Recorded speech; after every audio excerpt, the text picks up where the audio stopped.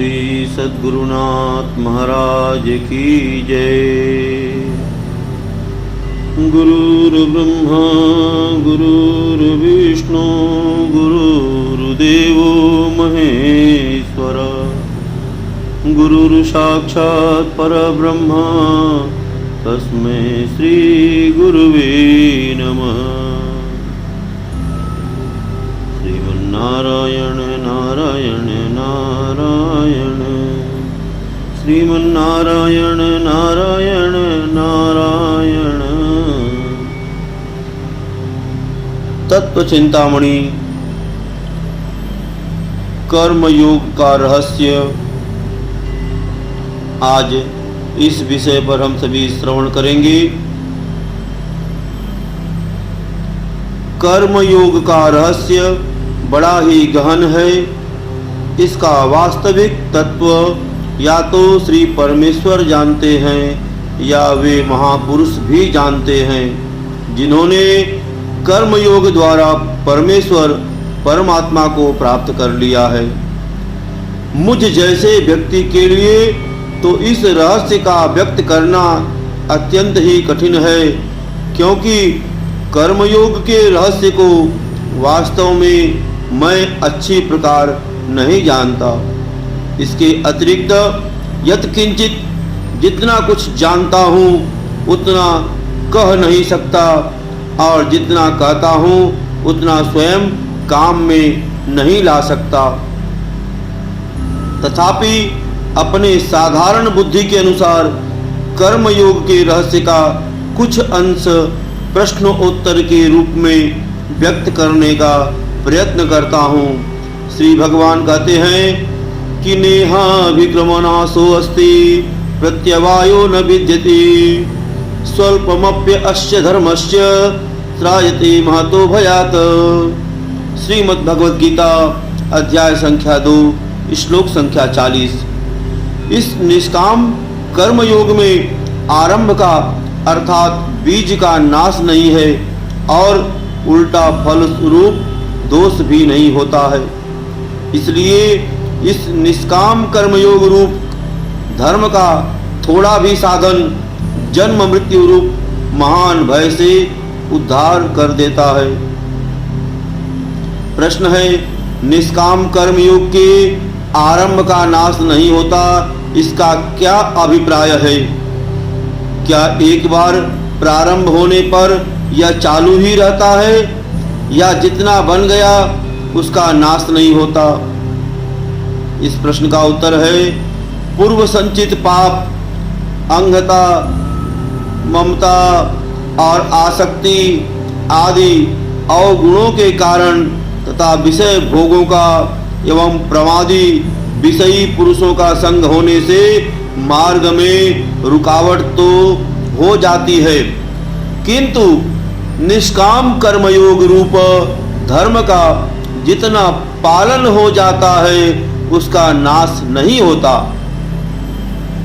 क्योंकि फल और आसक्ति को त्याग कर भगवत आज्ञानुसार समत्व भाव से किए हुए साधन के नाश होने का कोई भी कारण नहीं है। फल की इच्छा से किया हुआ कर्म ही फल को देकर समाप्त होता है। प्रश्न है कि प्रत्यवाय यानी उल्टे फल रूप दोष का भागी नहीं होता, इसका क्या अभिप्राय है? उत्तर है, मनुष्य जैसे अपना उपकार करने वालों की सेवा न करने से दोष का भागी होता है, तथा जैसे देव, पितर, राजा, मनुष्य आदि की सेवा में किसी कारणवश त्रुटि हो जाने पर उनके रुष्ट होने से उसका अनिष्ट भी हो सकता है, किंतु निष्काम कर्मयोग के पालन में त्रुटि रहने पर भी उसका उल्टा फल यानी कर्ता का अनिष्ट नहीं होता, तथा नहीं पालन करने से वह दोष का भागी भी नहीं होता। प्रश्न है, कोई कोई प्रत्यवाय शब्द का विघ्न अर्थ करते हैं, क्या वह भी बन सकता है? उत्तर है विघ्न अर्थ युक्ति संगत नहीं है। निष्काम कर्मयोग रूप जो है धर्म के पालन में विघ्न बाधा तो आ सकती है, किंतु उसका परिणाम बुरा नहीं होता, अच्छा ही होता है। और इस प्रश्न का उत्तर परिणाम स्वरूप आपको श्रीमद् भगवद गीता के अध्याय संख्या 6 श्लोक संख्या 40 से 42 तक में प्राप्त हो जाएगा। अब प्रश्न है, यहाँ अपि शब्द किस बात का द्योतक है, सूचक है? उत्तर है जबकि इस निष्काम कर्मयोग का थोड़ा साधन भी महान भय से उद्धार करने वाला है, तब इसका पूर्ण साधन महान भय से मुक्त कर देता है, इसमें तो कहना ही क्या है। प्रश्न है, इस निष्काम कर्मयोग रूप धर्म का थोड़ा भी पालन महान भय से कैसे उद्धार करता है? उत्तर है निष्काम कर्मयोग रूप धर्म का थोड़ा भी पालन संस्कार के बल से क्रमशः वृद्धि को प्राप्त होकर अंत में साधक को मुक्त कर देता है। प्रश्न है, जबकि यह निष्काम कर्मयोग का थोड़ा साधन वृद्धि को प्राप्त होकर भी महान भय से उद्धार करता है, तब फिर थोड़े का क्या महत्व रहा? उत्तर है निष्काम भाव का परिणाम संसार से उद्धार करना है, अतः वह अपने परिणाम को सिद्ध किए बिना न तो नष्ट होता है न उसका कोई दूसरा फल ही हो सकता है। अंत में साधक को पूर्ण निष्कामी बनाकर उसका उद्धार कर ही देता है, यही इसका महत्व है। अब प्रश्न है कि जो लोग धार्मिक संस्थाओं में स्वार्थ त्याग कर बिना वेतन लिए या स्वल्प वेतन लेकर तन मन से काम करने वाले हैं, उनका कर्म स्वार्थ रहित होने के कारण उसे तो निष्काम कर्मयोग ही मानना चाहिए, किंतु निष्काम कर्मयोग के पालन करने से जितना लाभ बतलाया जाता है उतना लाभ देखने में नहीं आता। इसका क्या कारण है? उत्तर है निष्काम कर्मयोग से जितना लाभ होना चाहिए उतना लाभ अपने साधन से होता नजर नहीं आता। इस प्रकार वे सेवा करने वाले भाई भी कहते हैं। अतः संभव है कि निष्काम कर्मयोग के रहस्य को न जानने के कारण उनमें वास्तविक त्याग की कमी है, इसलिए वे पूरा लाभ नहीं उठा सकते। नहीं तो उन लोगों को निष्काम कर्मयोग के साधन का जितना लाभ गीता आदि शास्त्रों में बतलाया है उसके अनुसार लाभ उन्हें अवश्य में मिलता। केवल कंचन कामनी के बाहरी त्याग से ही मनुष्य सर्व त्यागी नहीं होता। वास्तव में कंचन कामनी का बाहरी त्याग निष्काम कर्मयोग के साधन में उतना आवश्यक भी नहीं है, उसमें तो भाव की ही प्रधानता है। अतः इसमें स्त्री पुत्र और धन आदि से मिलने वाले विषय भोग रूप सुख त्याग के साथ साथ मान बढ़ाई, प्रतिष्ठा एवं राग द्वेष, अंगता, ममता आदि के त्याग की भी बड़ी आवश्यकता है। जब तक इन सब का त्याग नहीं होता तब तक साधक को पूरा लाभ नहीं मिल सकता। अब प्रश्न है, निष्काम कर्मयोग के अनुसार क्या इन लोगों का थोड़ा भी साधन नहीं होता? उत्तर है जो जितना त्याग करता है उतने अंश में उसका साधन अवश्य होता है तथा लाभ भी उसके अनुसार उसे अवश्य ही मिलना चाहिए। प्रश्न है, जबकि कर्मयोग थोड़ा भी साधन महान भय से तार देता है तो फिर अधिक न भी हो तो क्या आपत्ति है, क्योंकि उद्धार तो उसका हो ही जाएगा। उत्तर है उद्धार तो होगा, किंतु समय का नियम नहीं है, न मालूम इस जन्म में हो या जन्मांतर में, क्योंकि वह थोड़ा सा साधन क्रमशः वृद्धि को प्राप्त होकर ही उद्धार करेगा। अतएव साधन की कमी को मिटाने के लिए शीघ्र कल्याण चाहने वाले मनुष्य को तो तत्पर होकर ही प्राण पर्यंत चेष्टा करनी चाहिए। अब प्रश्न है कि कर्मयोग के थोड़े साधन से क्या यहाँ क्या अभिप्राय है? उत्तर है प्रथम तो कर्मयोग का स्वरूप समझना चाहिए। शास्त्र विहित उत्तम क्रिया का नाम कर्म है, उसमें आसक्ति और स्वार्थ के सर्वथा त्याग पूर्वक समत्व भाव का यानी निष्काम भाव का नाम योग है। यह निष्काम भाव ही इसका स्वरूप है, प्राण और रहस्य है। इसलिए जिस कर्म में निष्काम भाव है उसी की कर्म योग संज्ञा है। जिन शास्त्रोक्त उत्तम क्रियाओं में निष्काम भाव नहीं है उनकी कर्म संज्ञा है, किंतु कर्म योग नहीं। इसलिए सकाम भाव से आजीवन किए हुए यज्ञ, दान, तप आदि ऊंचे से ऊंचे अनेकों कर्म भी क्षण भंगुर फल देने वाले होने के कारण महत्व के नहीं हैं, परंतु निष्काम भाव से अल्प मात्रा में किए हुए शास्त्र विहित कृषि, वाणिज्य, नौकरी और शिल्प क्रिया आदि साधारण कर्म भी परम कल्याणदायक होने के कारण महान है। अतएव जिसका नाम निष्काम कर्म योग है उसका थोड़ा भी पालन यानी अल्प मात्रा में किया हुआ भी वह साधन क्रम से वृद्धि को प्राप्त होकर महान भय से मुक्त कर देता है, किंतु सकाम भाव से किए हुए शास्त्र विहित बहुत से कर्म भी जन्म मरण रूप महान भय से मुक्त नहीं कर सकते। प्रश्न है, निष्काम कर्म योग का स्वरूप विस्तार पूर्वक बतलाइए। उत्तर है, शास्त्र विहित कर्तव्य कर्मों में फल और आसक्ति को त्याग कर भगवत आज्ञानुसार समत्व बुद्धि से केवल भगवत अर्थ या भगवत अर्पण कर्म करने का नाम निष्काम कर्म योग है। इसी को समत्व योग, बुद्धि योग, कर्म योग, तदर्थ कर्म, मदर्थ कर्म, मत कर्म इत्यादि नामों से कहा गया है। प्रश्न है, कर्मों में फल के त्याग का क्या स्वरूप है? उत्तर है, स्त्री, पुत्र, धन, ऐश्वर्य, मान बढ़ाई, प्रतिष्ठा और स्वर्ग आदि सांसारिक सुखदायक संपूर्ण पदार्थों, इच्छा या कामना का सर्वथा त्याग ही कर्मों के फल का त्याग है। प्रश्न है, आसक्ति का त्याग किसे कहते हैं? उत्तर है, मन और इंद्रियों के अनुकूल सांसारिक सुखदायक पदार्थों और कर्मों में चित्त को आकर्षण करने वाली जो स्नेह रूपा वृत्ति है, राग रस संग आदि जिसके नाम है, उसके सर्वथा त्याग का नाम आसक्ति का त्याग है। प्रश्न है, भगवत आज्ञा से यहाँ क्या अभिप्राय है? उत्तर है, श्रुति, स्मृति, गीता आदि सत्शास्त्र तथा महापुरुषों की आज्ञा यही भगवत आज्ञा है। प्रश्न है, समत्व बुद्धि किसे कहते हैं? उत्तर है, सुख दुख, लाभ हानि, जय पराजय, यश अपयश, जीवन मरण आदि इष्ट अनिष्ट की प्राप्ति से सर्वदा सदा सर्वदा सम रहना यह समत्व बुद्धि है। प्रश्न है, भगवत अर्थ और भगवत अर्पण कर्म में क्या भेद है?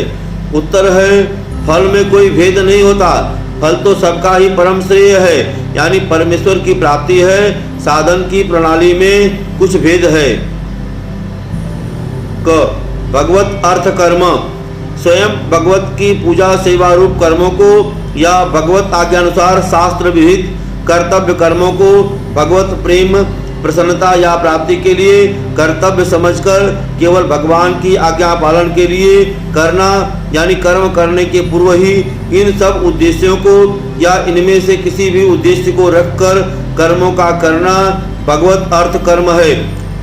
और इस प्रश्न का उत्तर श्रीमद् भगवद गीता के अध्याय संख्या 12 श्लोक संख्या 10 में आपको संक्षेप में प्राप्त होगा।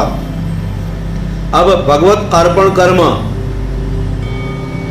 शास्त्र विहित कर्तव्य कर्मों को तथा मन वाणी शरीर सहित अपने आप को प्रभु की वस्तु समझकर प्रभु के समर्पण कर देना यानी कर्मों के करने में अपने आप को सर्वथा भगवान के परतंत्र समझकर कठपुतली की भांति स्वामी के हाथों में सौंप देना।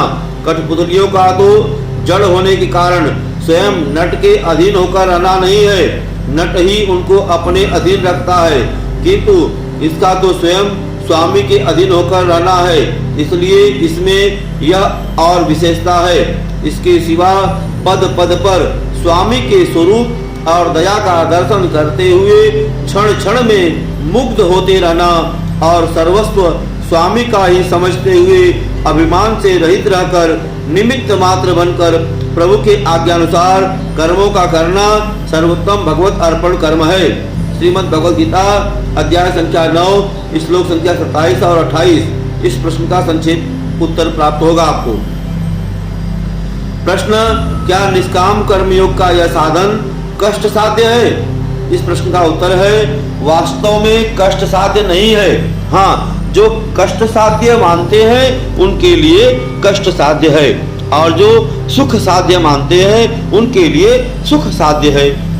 प्रश्न है, यदि ऐसा है तो साधक को सुख साध्य ही मानना चाहिए, किंतु जो कंचन कामनी कुटुंब और शरीर के आराम को छोड़कर साधन करते हैं उनको भी यह कष्ट साध्य क्यों प्रतीत होता है?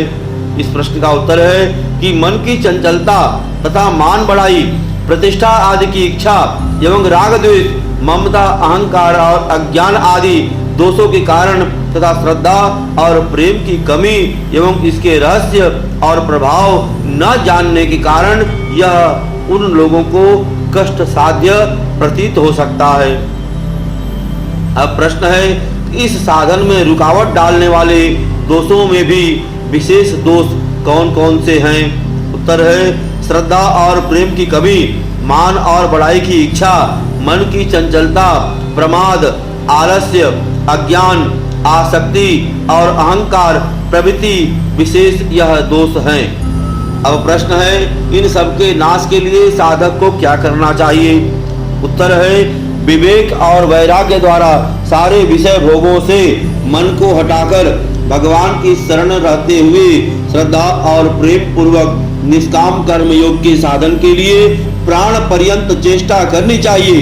इस प्रकार चेष्टा करने से संपूर्ण दुख और दोषों का नाश होकर परम आनंद और परम शांति की प्राप्ति शीघ्र हो सकती है। प्रश्न है कि प्राण पर्यंत चेष्टा करना किसे कहते हैं?